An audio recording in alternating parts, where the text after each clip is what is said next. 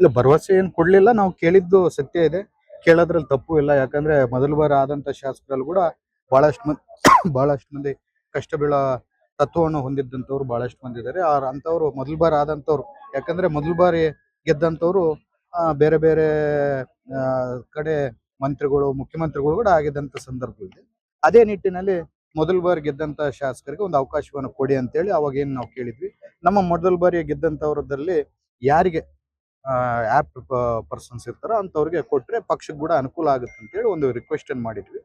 Sir, ಈಗ ಬಳ್ಳಾರಿಯಲ್ಲಿ ನೀರಿನ ಸಮಸ್ಯೆ ಬಹಳ ಇದೆ. 15 ನಿಮಿಷಕ್ಕೊಮ್ಮೆ ನೀರು ಬರೋದು. ಇಲ್ಲ, ಬಳ್ಳಾರಿಯಲ್ಲಿ ಇಷ್ಟಕ್ಕೆ ಮುಂಚೆ ಏನಾಗಿತ್ತು, ಡ್ಯಾಮ್ ಗೇಟ್ಸ್ ಏನು ರಿನೋವೇಷನ್ ಇದು ಹೊಸವಾಗಿ ಮಾಡ್ಬೇಕಂತದಕ್ಕೋಸ್ಕರ ನಾವು ನೀರು ತಗೊಳಕ್ ಆಗಿರಲಿಲ್ಲ.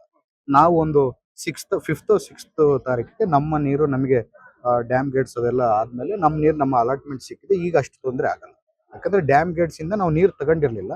ಅದು ಈಗ ಮೊನ್ನೆ 6ನೇ ತಾರೀಕಿಗೆ ನಾವು ನೀರನ್ನು ಬಿಡಿಸ್ಕೊಂಡಿದ್ವಿ. ಈಗೇನು ತೊಂದರೆ ಆಗಲ್ಲ. ನೀವು ಅದು ಹೋದಾಗ ನಿಮಗೂ ಹೇಳಿದ್ದೆ ಲಾಸ್ಟ್ ಟೈಮ್ ಕೆರೆ ವಿಸಿಟ್ ಬಂದಾಗ.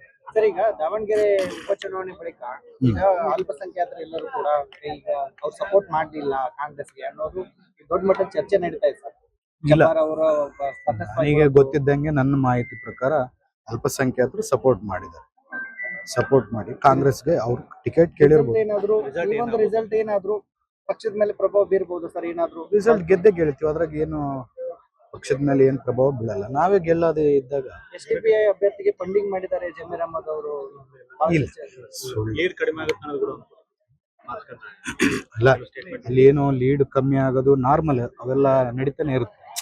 ಏನ್ ಪ್ರತಿ ಸಾರಿ ಎಲೆಕ್ಷನ್ ನಡೆದಾಗ ಒಬ್ರು 50,000 ಗೆಲ್ತಾರೆ, 30,000 ಗೆಲ್ತಾರೆ ಅನ್ನೋದು. 1 ಓಟಿಂದ ಗೆದ್ರು ಗೆದ್ದಂಗೆ ಗೆಲ್ತಾರೆ. ಯಾಕಂದ್ರೆ ಫಸ್ಟ್ ಟೈಮ್ 2 ಕ್ಷೇತ್ರ ಗೆಲ್ತಾರೆ. ಯಾಕಂದ್ರೆ ನಮ್ ಗ್ಯಾರಂಟಿ ಸ್ಕೀಮ್ಗಳು ಆ ರೀತಿಯಲ್ಲಿ ಇದೆ, ಜನಕ್ಕೆ ರೀಚ್ ಆಗ್ತದೆ. ಸರ್, ಯುವಕರಿಗೆ ಜಾಸ್ತಿ ಇನ್ನೊಂದು ಇಲ್ಲಿ ಜಿಮ್ ಆಗ್ತಾ ಇದೆ, ಸ್ವಲ್ಪ ಆಮೆಗತ್ತಲ್ಲಿ ನಡೀತಾ ಇದೆ. ನಾನು ಅವರು ಕೂಡ ಇಲ್ಲಿ ಜಿಮ್ ಏನ್ ಮಾಡ್ತಿದ್ದೀವಿ ಅವ್ರು ಕೂಡ ಕರೆಸಿ ಮಾತಾಡ್ತೀನಿ. ಇಲ್ಲಿ ನಾನು ಉದ್ದೇಶಪೂರ್ವಕವಾಗಿ ನಾನು ನಾಗೇಂದ್ರಣ್ಣವ್ರು ಮಂತ್ರಿ ಆದಾಗ ಅವ್ರ ಕ್ಷೇತ್ರಕ್ಕೆ ಕೂಡ ಅವ್ರು ದುಡ್ಡು ಕೊಡ್ಲಿಲ್ಲ. ನಾನು ನಾಗೇಂದ್ರಣ್ಣವ್ರ ಹತ್ರ ಕೇಳಿ 12 ಕೋಟಿ ರೂಪಾಯಿ ಜಿಮ್ ಮಾಡಬೇಕು, ನಮ್ಮ ಬಳ್ಳಾರಿ ನಗರದ ಯುವಕರಿಗೆ ಒಂದು ಪ್ರೈವೇಟ್ ಜಿಮ್ಗೆ ಹೋದ್ರೆ ಯಾವ ರೀತಿಯಲ್ಲಿ ಇರುತ್ತೋ ಆ ರೀತಿಯಲ್ಲಿ ಮಾಡ್ಬೇಕಂತ ಕೇಳಿದ್ವಿ. ಇವರು ಬೆಂಗಳೂರವರು ಮಂಗಳೂರವರು ಇರಬೇಕು ಕಾಂಟ್ರಾಕ್ಟರ್ಸ್, ನನಗೂ ಅಷ್ಟು ಗೊತ್ತಿಲ್ಲ. ಕರೆಸಿ ಮಾತಾಡಿ ಅದನ್ನ. ಸಂಪೂರ್ಣ ನ್ಯೂಸ್, ಇದು ನೊಂದವರ ಧ್ವನಿ.